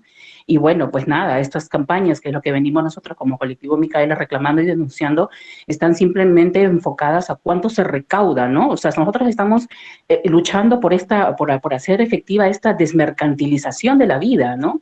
De cuánto vale el cuidado, qué es lo que está perdiendo el Estado en sí, y pues vemos una inspección de trabajo con una campaña muy voraz, y que ahora la ministra de Trabajo se jacta de haber sido exitosa en el hecho de que han recaudado millones de euros para las arcas del Estado, y no evalúa si es que realmente mejoró la situación de vida de las mujeres trabajadoras. Así que pues nada, yo les agradezco este tiempo y estas energías que han aplicado a la situación de nosotras como precarias, ¿no? Muchas gracias, Rocío. Y sí tendremos, sí, realmente, como siempre, hay unos limitantes de recursos, y en este caso nos enfocamos, efectivamente fue el caso de la Comunidad de Madrid, pero sí, tienes mucha razón en eso, y es que en el caso también, además, aquí, aunque sea en la misma Comunidad de Madrid, puede haber de mujeres inmigrantes no hispanohablantes, también se suma el problema del idioma. En este caso nos habíamos centrado solamente a estas 4 nacionalidades, pero sí, muchísimas gracias por todas las consideraciones que nos apuntas. No sé si hay otra manito levantada o si alguien quiere... Sí, vale, Alejandra, ahora sí. Sí, eso es. Sí, hola, buenos días. Primero, perdón, que es que no sé qué me pasaba con el micro, he tenido que salir y volver a entrar. Bueno, felicitaros a todo el equipo muchísimo por el trabajo, me ha encantado. Mi nombre es Alejandra Pardo, soy investigadora del Instituto de Migración instalaciones de la Universidad de Comillas. Y bueno, este tema me toca mucho porque mi tesis trata sobre integración o inclusión social de mujeres refugiadas. Y os quería hacer una pregunta un poco más estructural sobre el mercado de trabajo, ¿no? Sabemos que vivimos en un mercado laboral que ya se había visto muy afectado por la crisis de 2008, donde ya las condiciones laborales ya eran muy precarias, y que ahora con la crisis de la COVID pues se ha precarizado mucho más, se han destruido sectores enteros de empleo como el turismo y la hostelería, donde trabajaban muchísimas mujeres migrantes. Y la pregunta que os quería hacer era cómo podemos empujar a las administraciones a que desarrollen políticas públicas donde se promueva alternativas al servicio doméstico, ¿no? Alternativas de empleo diferentes que no tengan que abocar a las mujeres a entrar en este círculo de precariedad, de exclusión laboral, de exclusión residencial que suele estar asociado al servicio doméstico.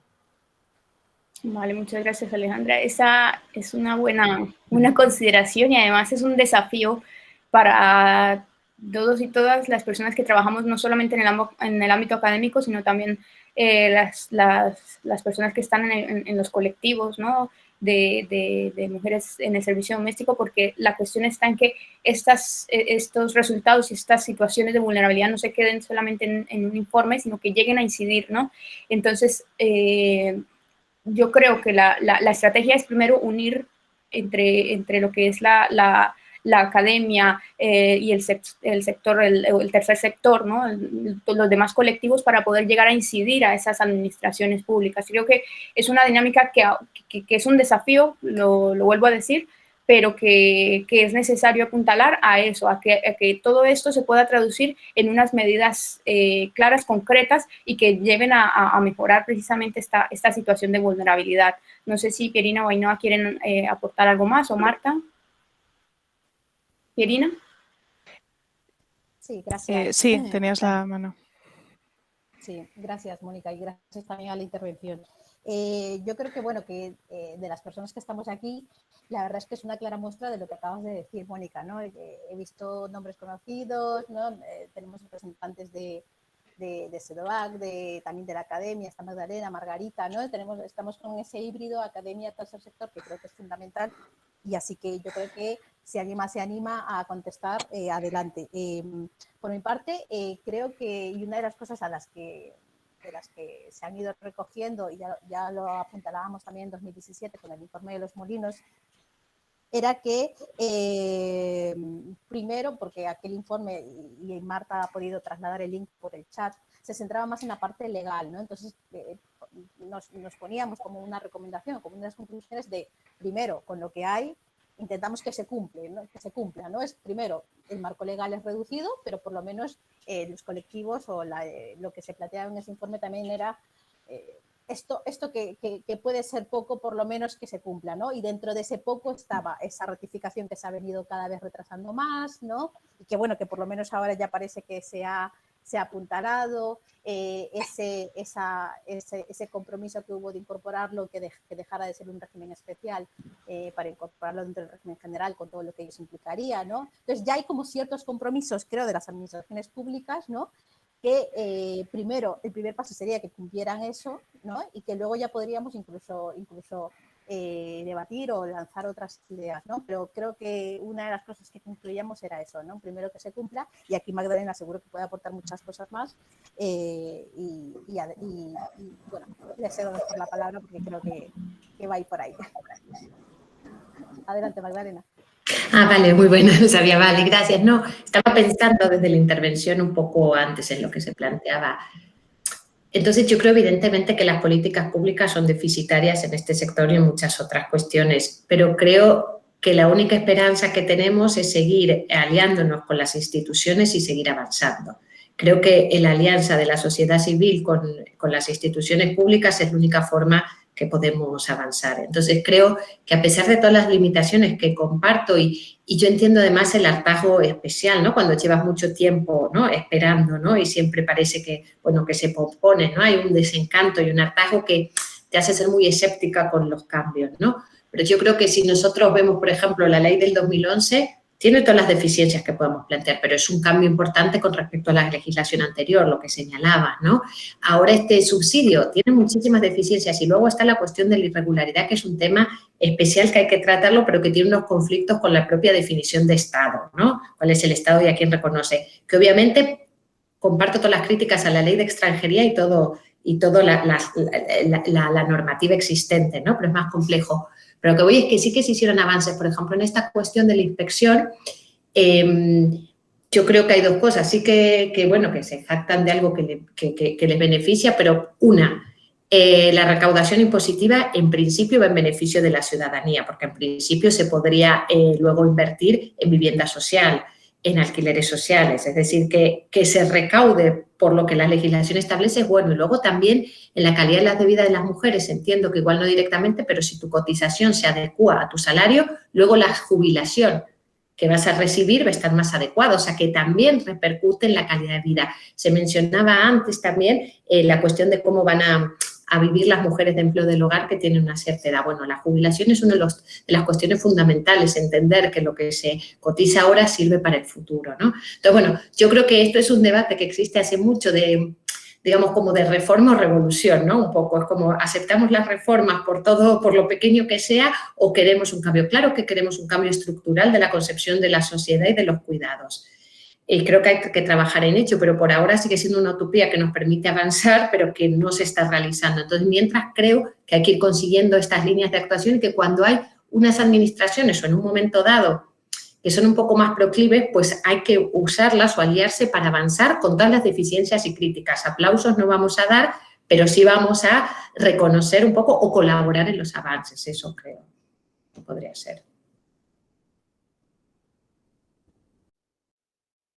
Marta tenía también la mano.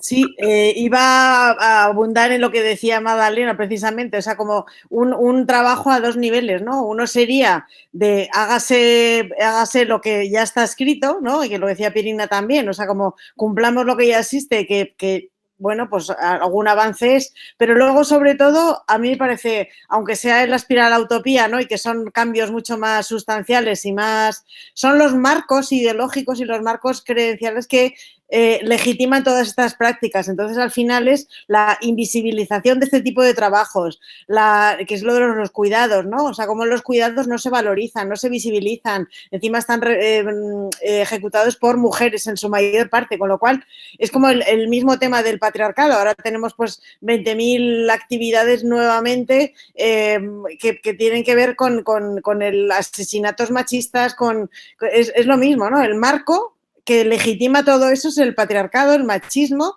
y en este caso es lo mismo, o sea, el énfasis en la productividad y no en lo reproductivo. Entonces, creo que esos marcos, o sea, con campañas mediáticas, con campañas de visibilización, con campañas de concienciación, creo que es fundamental para que la sociedad tome en cuenta de qué estamos hablando, o sea, de qué tipo de trabajo de los cuidados se está dejando en el silencio, debajo de la alfombra, ¿no? Y sin visibilizar. Entonces, creo que eso es uno de los retos más a largo plazo, que va por la educación, que va por la comunicación y que va por todas esas vías. Entonces, sí que es más a largo plazo, pero sí que me parece que es realmente el sustancial que hay que acometer. Entonces, nada, quería puntualizar eso solamente. Muchas gracias.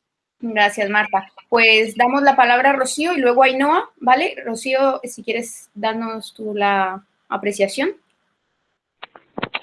Sí, referente a lo del avance y el reconocimiento, pues se reconoce que del 2011 aquí o del 2011 lo que había atrás se ha mejorado un poco, pero todavía falta esa voluntad de parte del Estado para poder ejercer un derecho.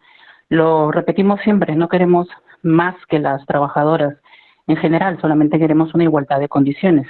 Llámese lo del paro, llámese el derecho de estar incluidas completamente a la ley de prevención de riesgos laborales. Y segundo, el hecho de que puede aportar o de qué modo se puede ayudar o apoyar. Algo específico que nosotros estamos haciendo aquí es insistir, por ejemplo, sobre los censos o las estadísticas referente a la situación de las trabajadoras del hogar. Un ejemplo muy claro, que siempre lo repito cuando hablo, es el hecho de que en el censo del 2019 se determina un aproximado de 580.000 trabajadoras del hogar dentro del Estado español. Pero si ustedes revisan el censo del 2011, se habla de 700.000 trabajadoras del hogar. Entonces, yo la pregunta que hago es, ¿ustedes creen que en esa cantidad del 2011 al 2019 haya bajado la cantidad de trabajadoras del hogar? Nosotras creemos que no, que las trabajadoras han aumentado. Entonces, nos estamos dando con una realidad de que los censos no están reflejando lo que realmente está sucediendo. Entonces, para cualquier campaña, cualquier proyecto, cualquier programa enfocado a nuestra realidad, se tiene que basar en un censo real. Y nosotros nos estamos tratando de imponer eso, de presionar a las administraciones para que se haga realmente un censo con preguntas determinadas, con preguntas valederas, para saber exactamente y que sepan ellos en qué situación estamos actualmente. Y no solamente basarse en los censos estadísticos oficiales que lamentablemente no están reflejando nuestra situación actual. Ainhoa, ¿vas tú?